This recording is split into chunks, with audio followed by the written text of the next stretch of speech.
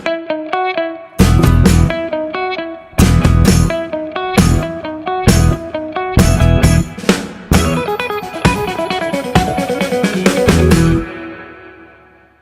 हमारा नाम आदर्श है और आप देख रहे हैं AKNT। बुलेटिन में सबसे पहले कुछ खबरों को विस्तार से जानेंगे और कुछ पे एक सनसनी नजर डालेंगे। तो सबसे पहले बात उस खबर की करते हैं जो कल रात से ही सुर्खियों का हिस्सा है। हम बात जातिगत जनगणना की कर रहे हैं। देश में आजादी के बाद पहली बार जातिगत जनगणना कराई जाएगी। केंद्रीय कैबिनेट ने बुधवार को जाति जनगणना को मंजूरी दे दी है। केंद्रीय मंत्री अश्विनी वैष्णव ने बताया कि इसे मूल जनगणना के साथ ही कराया जाएगा। वैसे देश में इसी साल आखिर में बिहार विधानसभा चुनाव भी होने वाले हैं। वैसे इसका इससे कोई सीधा संबंध तो नहीं, लेकिन राजनीति तो खैर हर जगह होती ही है। बता दें कि कांग्रेस समेत तमाम विपक्षी दल जातिगत जनगणना कराने की मांग करते रहे हैं। ऐसे में कयास लगाए जा रहे हैं कि जाति जनगणना की शुरुआत सितंबर में की जा सकती है। हालांकि जनगणना का प्रोसेस पूरा होने में 1 साल लगेगा। ऐसे में जनगणना के अंतिम आंकड़े 2026 के अंत या फिर 27 की शुरुआत में मिल सकेंगे। इसे हर 10 साल में किया जाता है। इस हिसाब से 2021 में अगली जनगणना होनी थी, लेकिन कोविड-19 महामारी के कारण इसे टाल दिया गया। अब जाति जनगणना के ऐलान के बाद सवाल यह उठता है कि जनगणना की प्रक्रिया में क्या फेरबदल होगी या फिर प्रक्रिया वैसी ही होगी जैसे पहले जनगणना होती थी। आइए जानते हैं। 2011 तक जनगणना फॉर्म में कुल 29 कॉलम होते थे। इनमें नाम, पता, व्यवसाय, शिक्षा, रोजगार और माइग्रेशन जैसे सवालों के साथ केवल SC और ST कैटेगरी से ताल्लुक रखने को रिकॉर्ड किया जाता था। अब जाति जनगणना के लिए इसमें एक्स्ट्रा कॉलम जोड़े जा सकते हैं। साथ ही जनगणना एक्ट 1948 में SC ST की गणना का प्रावधान है। OBC की गणना के लिए इसमें संशोधन करना होगा। इससे OBC की 2650 जातियों के आंकड़े सामने आएंगे। 2011 की जनगणना के अनुसार 1270 SC, 748 ST जातियाँ हैं। 2011 SC आबादी 16.6% और ST 8.6% थी। अब बात करते हैं ADR की एक रिपोर्ट की जो लगातार खबरों में बनी हुई है। हाल ही में ADR ने महिला सांसद और विधायकों को लेकर अपनी एक रिपोर्ट जारी की है। इसमें सामने आया है कि देश की कुल 512 महिला सांसदों और विधायकों में से 28% यानी 143 पर क्रिमिनल केस दर्ज है। इन मामलों में 78 यानी 15% पर हत्या, किडनैपिंग जैसे गंभीर आरोप हैं। वहीं 17 महिला नेताओं ने अपने चुनावी हलफनामे में अरबपति यानी कि 100 करोड़ या उससे अधिक संपत्ति होने का दावा किया है। इनमें लोकसभा की 6, राज्यसभा की 3 और विधानसभा की 8 महिलाएं हैं। 512 महिला सांसदों विधायकों की कुल घोषित संपत्ति 10,417 करोड़ रुपए है।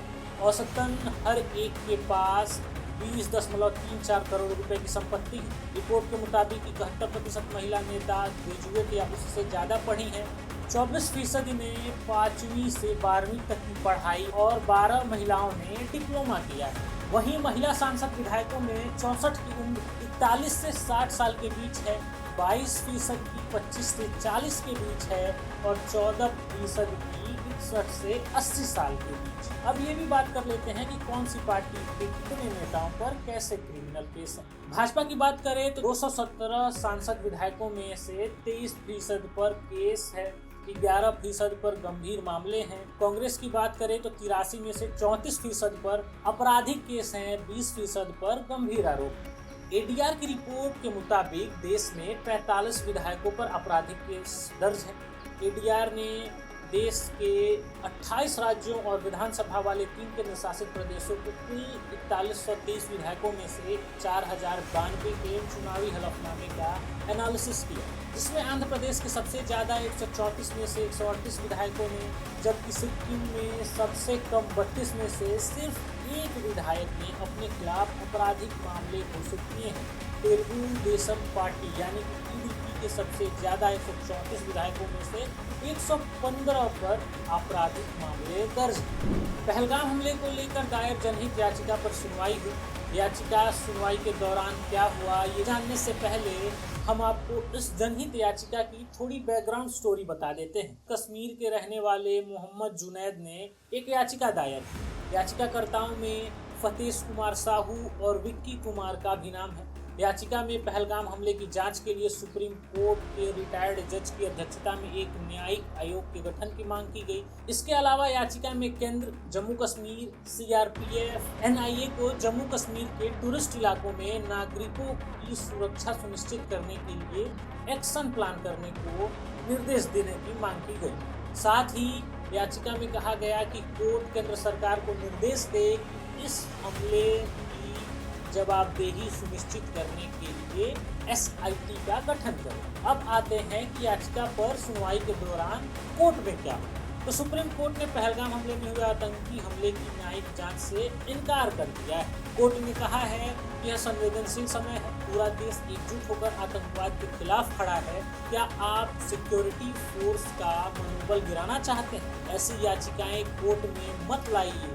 जस्टिस सूर्यकांत ने कहा, ऐसी जनहित याचिकाएं दायर करने से पहले जिम्मेदारी से काम लें। देश के प्रति आपका कुछ कर्तव्य है। आप रिटायर्ड जज से जांच करने के लिए कह रहे हैं। आखिरकार जज कब से आतंकी हमलों के एक्सपर्ट बन गए? हमारा काम केवल फैसला सुनाना है। तो चलिए फटाफट खबरों की ओर चलते हैं। जाति जनगणना के ऐलान के बाद नितिन गडकरी का वीडियो हो रहा वायरल, जिसमें गडकरी कह रहे हैं, जो करेगा जाति की बात उसको मारूंगा मैं लात। जाति जनगणना को लेकर दिल्ली में लग रहे राहुल के झुकती है दुनिया, झुकाने वाला चाहिए लिखे पोस्टर। हम भारत वाले भारतीय कब बनेंगे? केंद्र के जाति जनगणना कराने के फैसले पर प्रियंका चतुर्वेदी। इंदौर में कार्यक्रम के दौरान टूटा मंच, बाल बाल बचे केंद्रीय मंत्री कैलाश विजयवर्गीय। एमपी में पराली जलाने वाले किसानों को 1 साल तक नहीं मिलेगी किसान सम्मान निधि। सिर्फ जाति जनगणना कराने से नहीं सुधरेंगे हालात, सरकार को काम भी करना होगा। जातिगत जनगणना के फैसले पर प्रशांत किशोर। बिहार में तेजस्वी यादव ने केंद्र सरकार के जाति जनगणना कराने के फैसले पर मनाया जश्न, जिसे समाजवादी 30 वर्ष पूर्व सोचते हैं, दूसरे लोग बाद में फॉलो करते हैं। जातिगत जनगणना पर लालू यादव। कनाडा में मार्क कर्नी की जीत पर पीएम मोदी ने दी बधाई।